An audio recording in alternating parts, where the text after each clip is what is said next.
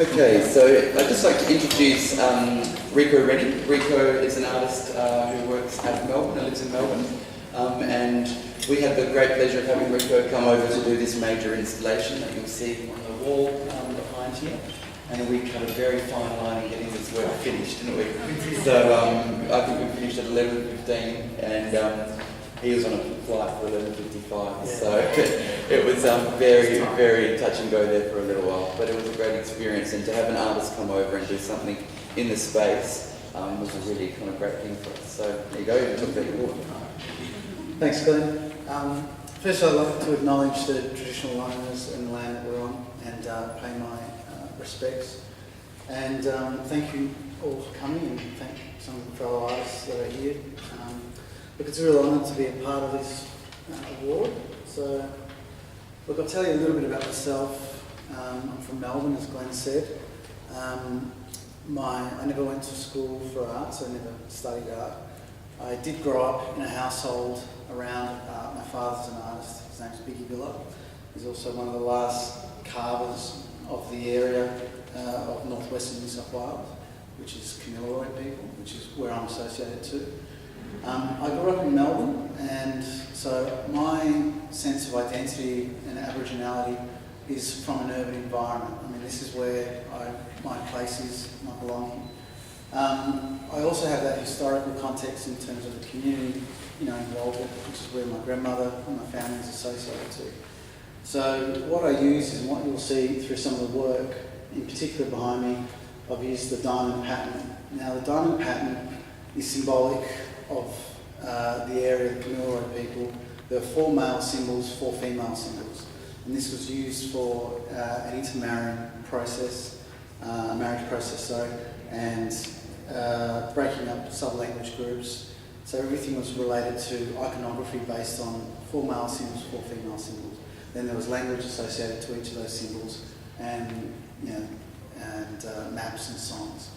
So what I've been given permission to use diamond iconography, and so I use that through a lot of my work as it represents a connection to the past and my community. But it's the medium that I express it. So growing up in Melbourne, my real foray into art was doing graffiti in Melbourne. As a young teenager, from about the age of 12 to 13, I started. So going back in 1985, something like that, 86, 87, around then, I started, picking up a spray can. There's a book from New York that came out by some well-known photographers called Subway Art, and this was, I suppose, this revelation to seeing these amazing, imagery in New York related to text, and I suppose characters, and that was something that I really was interested in. And like many other teenagers in urban environments, we expressed ourselves through graffiti, tagging and things like that. It was later on that then I decided that there's only so far I could go with that medium, and decided that I'd use the medium of spray cans and stencil imagery to express my identity as an Aboriginal man in contemporary society. So then that's where the spray paint and that kind of connection comes in, and the stencils. So, behind me, I talk about the diamond patterns. And the other part of my work is, I don't want to be someone that's going to go bang and be totally in your face about imagery. I'd like to have something subtle that looks pretty on the outside, but then, there's a connection, there's a story underlying. There's other dudes, other artists that are doing that, and they're doing it well, so I don't need to follow on. So the work that you see, the repositioning of the diamond pattern, the iconic £1 Jimmy image of the stamp there, in fluoro colours, in neon. That's, it's a lot using that neon kind of early pop influences of, Andy Warhol and Keith Haring.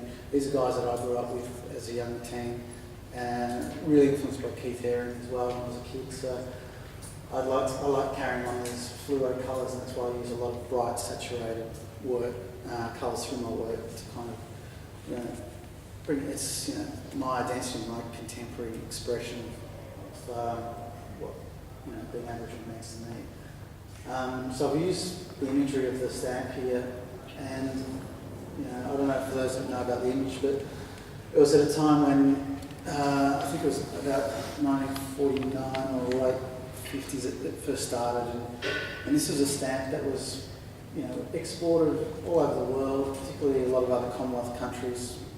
There was a lot of these images sold in the UK and other Commonwealth countries.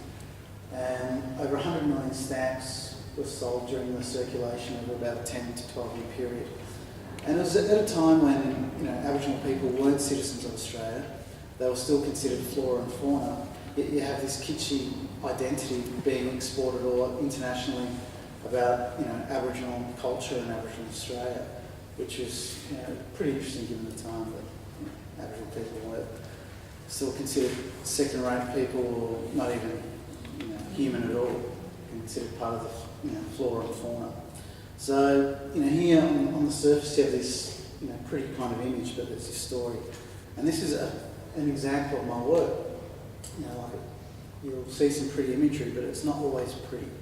So it's about coming up subtly, but subtle and strong. That's how I like to look at it. The text, the O and the A, well, it's a play on the OG, original gangster. This is like a street thing from my, extension of my urban culture, and so the original Aboriginal. So I like to mess around with text every now and then through my work, and it's an extension of my kind of early days of being a young punk.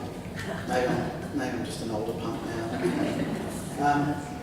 And then you see the coat of arms, the crest, Commonwealth crest behind you with the bleeding red. Back in Melbourne, look, it's an image, the Commonwealth coat of arms, you see it everywhere around Australia, but also in Melbourne, it's just everywhere. It's just populates so many buildings and courthouses and many institutions. So it's just something that I wanted to reclaim, where here you have this Indigenous flora and fauna that's been taken, and I wanted to retake it and put the image of the Indigenous figure in the middle, and then the Aboriginal, reminding us that Aboriginal people, we are the original people, and a lot of the time it gets forgotten. And then of course the bleed, so that's pretty obvious. That's a little bit about that work. So at times I like to do the in-store work. I like to work quite large. It's a shame it's going to go, but that's just part of the ephemeral nature of some of my work, as Glenn's written about in the essay. I like to still put work up on the street in different places, because there's a power to inform. It provides the opportunity to raise awareness about certain issues. If I'm wanting to talk about something, I'll use the street as a forum, because you kind of don't have any limits in terms of the public who can see it. People don't have to pay. It's not even a commercial institution where there's only a select group of people that are going to visit the work. So when I want to get something out, or I'm passionate about an idea, I'll make it work on paper, quite a large piece of paper, and then use wallpaper glue and stick that up illegally. And worst case scenario, I get fined for putting a bill poster up. So, and no, I don't do tags, and I don't scroll my name around and all that kind of stuff. So, I kind of move beyond that. Yeah, it's a bit more controllable. Now the Humpy was an idea about this connection about the ephemeral nature of housing and that connection with my work, the ephemeral nature of painting on the wall. And so my great uncle lived in a 2-bedroom. He made a 2-bedroom Humpy up in Walgett, on the outskirts of Walgett, and had borrowed electricity, and it was quite an elaborate setup. So it was amazing. It was a 2 or 3 bedroom setup, and of course it wasn't as well. It didn't have any walls on the sides because of the heat, and they didn't have to really worry about it too much. There was some shade cloth, but I just remember this, this imagery of these humpies, but they were quite elaborate, and so that was kind of an idea where I wanted to make them up, because they're not always that elaborate, of course, and they were there throughout time to provide temporary shelter, and a lot of time they were knocked down, and people were forced off the land and moved on to reserves and missions, and so I think I wanted to bring that imagery back and kind of have it mixed with the artwork behind that ephemeral nature, and then put a work that I made, which is another piece where I talk about the working on paper, and that was a piece where, to make a piece of work and then to put that up, and again, remember me, so that just remember, the culture, remember us, not remember me as a person, but remember Aboriginal identity. So that's a little bit about my work. I know a few people talk about, they mentioned before, you were mentioning, Glenn, the diversity of Aboriginal Australia, and it's so true.